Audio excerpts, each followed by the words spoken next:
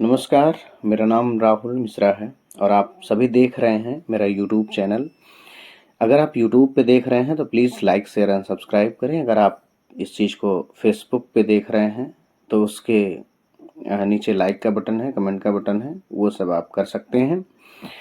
अभी आपको मैं जो लेके आया हूँ ये है देवी पाटन मंदिर, बलरामपुर जनपद में स्थित है। बलरामपुर जनपद के तुलसीपुर में स्थित है ये मंदिर। अभी यहाँ से प्रवेश करते हैं और यहाँ के बारे में हम कुछ आपको बताते चलते हैं। ये मंदिर जो है माँ सती के पट भाग के यहाँ पर गिरने से ये मंदिर की स्थापना हुई थी। पट भाग गिरा कैसे, इसके बारे में थोड़ा हम जान लेते हैं। महाराज दक्ष प्रजापति जो थे, जब उन्होंने यज्ञ कराया तो उस समय निमंत्रण जो है भगवान शिव को नहीं भेजा गया, इसलिए शिव जी आने से मना कर दिए थे।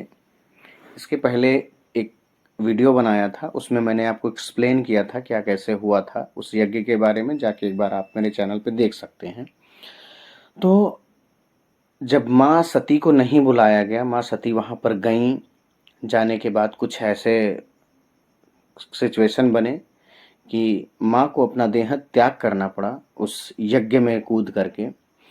तो उस समय भगवान शिव उनको लेकर के जा रहे थे। इसके बाद विष्णु जी ने अपने चक्र से उनके अंग को काटा था ताकि उनसे वो मोह भंग हो सके। उस समय माँ सती के जो अंग थे वो 51 स्थानों पर गिरे थे। जिस जिस स्थान पे वो गिरे थे वहां वहां शक्तिपीठ का निर्माण हुआ था, जिसमें से पट भाग जो था वो माँ का यहाँ पे गिरा था। उत्तर प्रदेश के बलरामपुर जनपद के देवी पाटन में गिरा था, इसलिए यहाँ इसका नाम देवी पाटन पड़ा उस पट भाग के कारण। यह जो मंदिर है, इसके जो महंत हैं वो भी संरक्षण, जिसका जो गद्दी नसीन जो कहा जाता है, यानी मुख्य महंत जिसे कहा जाता है, वो यहाँ के मुख्यमंत्री माननीय योगी आदित्यनाथ जी महाराज हैं। इसके बाद एक दूसरे महंत होते हैं जो मंदिर की नित्य पूजा पाठ आदि में भाग लेते रहते हैं। महंत जी इसलिए हैं देवी पाटन वाले मुख्यमंत्री जी, क्योंकि ये मंदिर जो है वो नाथ संप्रदाय की देखरेख में है। ये मंदिर के गर्भगृह के बगल में माँ सती के, माँ दुर्गा के सारे स्वरूपों के फोटो लगाए गए हैं, मूर्तियां लगाई गई हैं। शैलपुत्री माता का ऐसे ऐसे 9 सिद्धिदात्री तक वहाँ लगाया गया है। इसके बाद बगल में जब आप आते हैं तो यहाँ पर महाकाली की मूर्ति लगी हुई है। महाकाली स्थापित करी गई हैं। यहाँ पे आके आप अपने मनोकामना को मांग सकते हैं। और लोग बाग यहाँ के जो अगल बगल के ज़िले वाले हैं, आस पास के, ये सब लोग यहाँ मुंडन आदि कराते हैं। ये जो आप मूर्ति देख पा रहे हैं, ये मूर्ति है महंत महेंद्र नाथ योगी जी का, और उनका यहीं बगल में समाधि स्थल भी बना हुआ है। इसके बाद आपको मैं ले चलता हूँ माँ अष्टभुजी के दर्शन कराने। ये हैं माँ अष्टभुजी, जिनकी स्थापना यहाँ पर की गई है। इसके बाद आप इनके बगल में जब आप आते हैं तो ये हैं महंत, नहीं बल्कि महंत क्या, नाथ संप्रदाय के जो मुख्य हैं, जो गुरु गोरक्षनाथ जी हैं, और ये महाराज कर्ण की मूर्ति लगाई गई है। महाराज कर्ण, दानियों में जब आप नाम सुनेंगे तो राजा कर्ण का नाम सबसे पहले आता है। ये गोरक्षनाथ जी महाराज हैं और ये अष्टभुजी माता जी हैं। इसके बाद यहाँ मंदिर के बाहर बधाव बजाने वाले या बधाई बजाने वाले बैठे हैं, जो माँ के सामने बजाते रहते हैं अपना नगाड़ा आदि।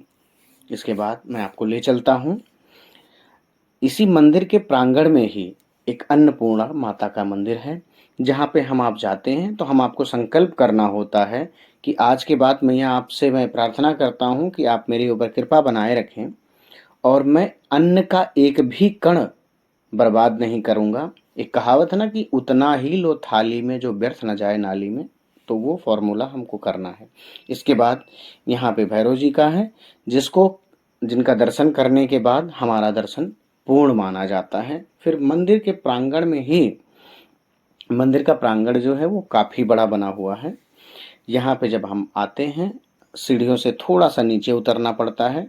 उस मंदिर प्रांगण में हवन कुंड है और एक शिव मंदिर भी स्थापित है, जहाँ पे मैं आपको लेके चल रहा हूँ। आइए देखते हैं यहाँ पे क्या है। तो आप सभी देख पा रहे होंगे, इस मंदिर में भीड़ हमेशा रहता है। खैर अभी तो काफ़ी कम है, लेकिन नवरात्रि के समय में बहुत अधिक भीड़ होता है। ये है श्वेत शिवलिंग और यहाँ पे है काला शिवलिंग, यानी कृष्ण शिवलिंग। श्वेत शिवलिंग ऐसी मान्यता है कि श्वेत शिवलिंग जो है, एक बुजुर्ग ने मुझे बताया था, अभी खैर मैंने कहीं देखा नहीं है। उन्होंने कहा था कि बेटा ये प्रलय के पहले, जब भगवान शिव ने एक बार नेत्र अपने खोले थे, तो प्रलय के पूर्व के जितने शिवलिंग आपको मिलेंगे श्वेत मिलेंगे। यह जो श्वेत शिवलिंग होता है, इसको ऐसी मान्यता है कि ये प्रलय के पहले का है और ये प्रलय के बाद का है। इसके बाद हम लोग अंदर आते हैं। यहाँ पर हम देखते हैं अखंड धूना, और अखंड धूना ये कई युगों से जलता हुआ आ रहा है। वहाँ जब हमने पूछा तो यहाँ के पुजारी ने बताया, उन्होंने कहा, जो अर्चक हैं जो वहाँ पे अर्चक ने बताया, कहा कि पंडित जी ये जो धूना है ये कई युगों से जलता हुआ आ रहा है, ये गुरु गोरक्षनाथ जी के समय से जलता आ रहा है। फिर यहाँ पे मैं आया, मेरे परिवार के साथ में गया था। हमारे बड़े पिताजी हैं, इन्होंने नारियल लिया, माता जी को चढ़ाया। तो जितने भी लोग नारियल आदि चढ़ाते हैं वो यहीं पे इसका जल गिराते हैं और यहाँ से नारियल फोड़ के ले जाते हैं, प्रसाद के रूप में देते हैं। तो एक चमत्कार हम दोनों के साथ हुआ कि हम दोनों ने जब नारियल फोड़े तो नारियल फूटा तो, लेकिन उससे जल नहीं निकला, बल्कि नारियल समूचा पूरा निकल के आ गया। अभी मैं आपको दिखा रहा हूँ। इससे एक शिक्षा तो हमें मिली, इस नारियल से एक शिक्षा मिली। श्रीमद् भागवत कथा में भी ऐसी शिक्षा है कि इस ऐसे नारियल की भांति हमको रहना चाहिए कि हम दुनिया में तो हैं, संसार से तो लगे हैं, लेकिन संसार में चिपक के नहीं लगे हैं, नहीं तो जब भय हमको छोड़ना पड़ेगा बहुत ही कष्ट होगा। ऐसे शिक्षा लेते हुए फिर हम लोग आगे बढ़े और एक्सप्लोर किया हमने आपको सूर्य कुंड के बारे में। यहाँ पे सूर्य कुंड है, काफ़ी गहराई है, मछलियाँ भी इसमें हैं, नौका विहार आदि की सुविधा है।